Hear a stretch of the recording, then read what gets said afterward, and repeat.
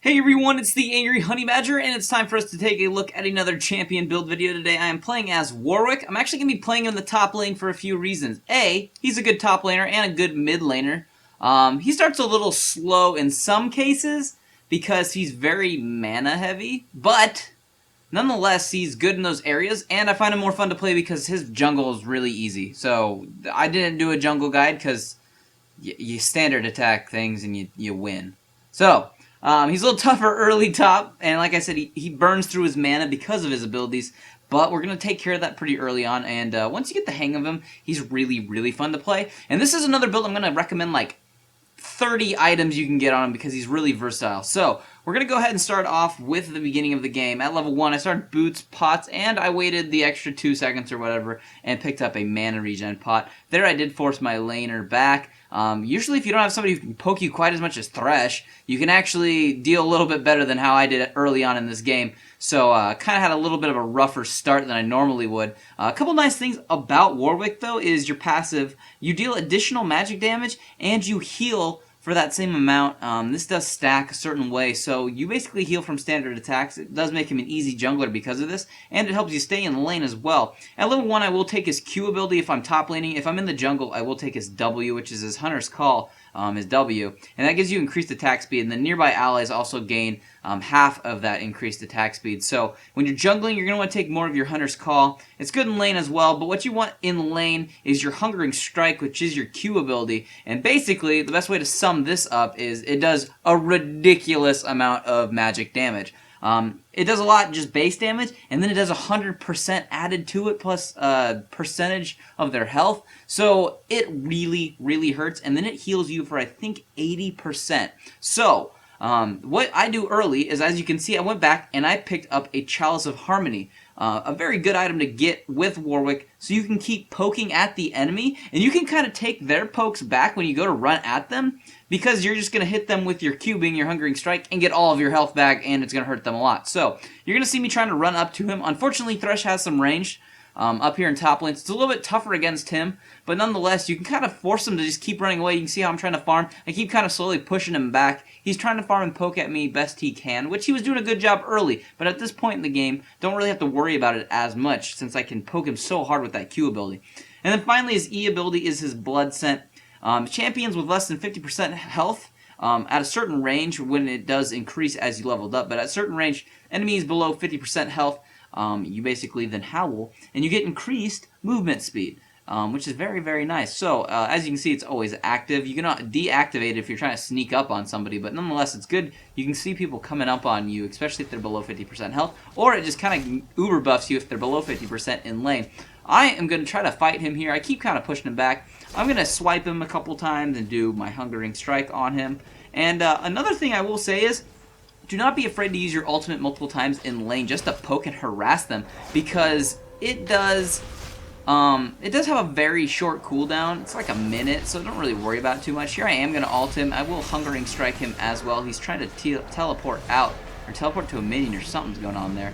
I don't know what that was he was doing, but nonetheless, he was trying to get out and be able to pick up a kill. You can pretty much standard attack people while you're fighting. It doesn't really hurt too much. And luckily, Morgana's going to get off a nice little toss there and pick up the kill there, and I'll get an assist from that. So, killing an assist, farming all right for the most part this game. Not super amazing. Like I said, had a little bit of a bad start, but Warwick is, he's a decent early game champ, but he's super epic late game. So, we're going to go over this in items and all types of things. So, doing pretty good in the beginning of the game. When I'm playing him in the top lane or mid lane, I like to start by getting myself a Rod of Ages. So I picked up a Blasting Wand, which is definitely going to help out my AP ratio and help out with my Q. Picked up another ward, obviously, to help stay safe. And then I helped pick a crystal, or a health crystal up, which is going to obviously give me a little bit of health and allow me to poke at him more, not really worry about health so much. As you can see, I just kind of run at him. He's pushing my lane here, so I will step back and try to farm this up a little bit. There's lots of ways you really can build your Warwick. You can go hybrid, you can go tanky, you can go full AP, you can go attack damage, which is perfectly fine. There's really a lot you can do with Warwick. I'm going to go ahead and cover some of my favorite items to get on him, depending on the situations that you're in as this game goes on. But like I said, there's really no one way to build him. Granted, there's no one way to build every champion, but I will say out of all of the champions, you can build him probably the most different ways than just about any of them. So that is one thing we're going to cover, and I'll try to do my best to talk about all those items. As for his kind of masteries, I like to go with 3 different pages. If I want to go full AP and go mid, I'll go 21.90. If I want to go tanky jungle, I'll go 125.4. And if I want to go full tank, I'll go 129.0, which is never bad. Full tank Warwick not only deals a lot of damage, but he is super tanky and hard to kill, especially since he keeps healing himself. So he really is a menace late game. So we're going to see some of this happening. I did pick up another kill there, as we did have Nautilus ganking, which was nice. And I'm farming all right. Going to go ahead and pick up that Chalice, which is going to get me pretty close to that Rod of Ages. Don't know what I'm standing around for. Oh, I'm starting to build towards my boots, which I'm going to go with Merc treads. Pretty standard stuff there. You can also go with boots of Swiftness if you want to get some extra speed. Not a bad idea, to be honest. Or if you want to go for boots of mobility and gank a lot. If you are going to Midwick him and play mid with him, mobility might not be a bad idea. Like I said, your ultimate is on a fairly low cooldown, so don't be afraid to run to a different lane and gank. It's a really good ult. It does suppress your target for 1.8 seconds, and it does trigger on-hit effects. So if you have something like anything that has on-hit effects, it's going to proc those as you're ulting them. So it's kind of really cool to do. There's lots of on-hit effect items that do work well. One of them being Wits End, which is something you can consider with him if you want to kind of go with more of an offensive Warwick. Here I am running down here, and I'm trying to see. Yep, Thrush is coming back up here, so I'm going to Hungering Strike him. Start to standard attack him a little bit. As he tries to escape, I am going to then ultimate him and do the damage I want to there. I can then Hungering Strike him again. I could Ignite him, but I'm not going to. I'm just going to, you know, standard attack him. Don't need to use that right now.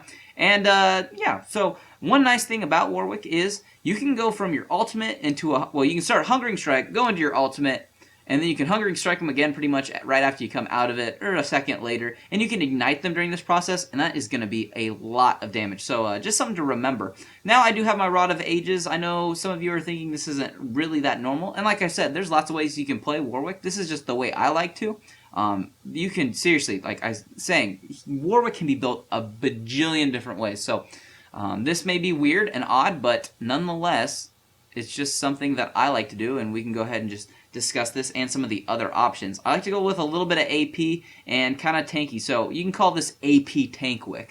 So, going to be getting tanky and picking up lots of assists. Apparently I did not slow down this footage like I meant to, but nonetheless, as you can see, we're just kind of fighting. I'm going to run back in here and pick up a quick kill on the Katarina with a Hungering Strike, because that right now is dealing a lot of damage and really healing me back up. And we're going to continue with the build too. So like I'm saying, I'm going to go with kind of an AP Tankwick. Right now I got 106 attack damage. I have 129 AP currently. Got 62 armor, which isn't very much. We will address that with a couple different options. And we have 96 magic resist. So there's a few ways we can go from here. I did pick up another blasting wand because, like I said, this game I can go a little bit more of the AP side than the tank side because we do have a Nautilus. If I was tanking more so, I would be going a little bit more defense, but still picking up some AP. Luckily, the Rod of Ages is a great choice for me because it's going to give me mana, which is nice, and it's going to give me health and AP. So it's kind of the good all-round item for that. But we're going to continue to fight. We have Nautilus up here getting into a bit of a fight. I'm going to come up here and ult the Leona, put the Ignite on her, I think, and fight her. Maybe I won't Ignite her. Anyways, Nautilus is going to die. But here comes the point when there's 3 people picking on you, and you are Warwick. Don't be afraid to turn around and Hungering Strike them to get some of your life back and to hurt them. Luckily, my team is now finally getting up here. I was trying to bait them down to him as I was trying to escape. Going to move in here and pick up a kill on the Thresh and an assist on the Tristana. Luckily, they're around me and they're below 50% health, so I'm keeping up my increased move speed. Going to pick up a kill on the Sejuani. And you get to run around and be very helpful whenever you get into team fights and you have your Blood Scent active. So just kind of an awesome buff whenever you're around lowish champions. So very fun with him that way. As you can see, I was getting poked on by 3 people there. Don't really have a lot of defense, but got a decent amount of health. But your Hungering Strike can provide you with so much health that you can really take a beating and get all your health back. So if you don't want to lead off with your Hungering Strike when you know you're going to go into a team fight, don't use it right away until you lose a little bit of health, so you then can replenish that health. And it's a really good way to get yourself ahead in a fight and really win the fight as well. So Got some more fighting going on. Gonna jump in here, use my ultimate, get control of this Sejuani. I don't think I was even trying to shoot for her. I was trying to go for that cat, but nonetheless you'll miss occasionally clicking on people. Gonna try to get rid of this Katarina, and I believe I'm going to with a Hungering Strike. And like I said, I'm kind of standing in all types of nonsense, but I heal from my standard attacks. I heal from Hungering Strikes. I'm going to pick up an easy double kill. Try to run after this Sejuani. I do have my increased move speed with this Blood Scent, but not going to happen. Going to probably head back to base. I have 2,600 gold. But you can see already how Warwick's kind of a pain with a certain amount of things. I decided to build an Abyssal Scepter this game because, like I said, I'm going with a little bit more AP than the AP tank. And I was taking a lot of magic damage early, so they have a pretty magic damage heavy team, so that's why I went with that. But typically, against a top laner with more attack damage, I would be picking up that armor a little bit sooner and building either, ready, here's 3 items that you can consider to get, depending on how you want to build them and what suits your needs best. But you can either build a Sunfire Cape, which is totally awesome on him, gives you that health, gives you that passive damage, especially when you're standing inside of them and you're standing and doing all that magic damage around you. So that's a really good item because he does live forever, or not forever, but you live a long time.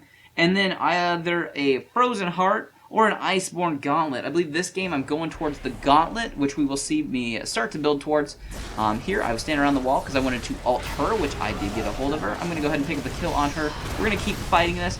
I believe well, I was tanking it, not anymore. I am going to pick up another kill on the Tristana as well. Not really worrying about life. As you can see, all those little numbers popping up. Going to run in here, kill the Sejuani, pick up a triple kill, and try to help the team with the rest of this. And help, yeah, so 3 kills and 2 assists, so not too bad.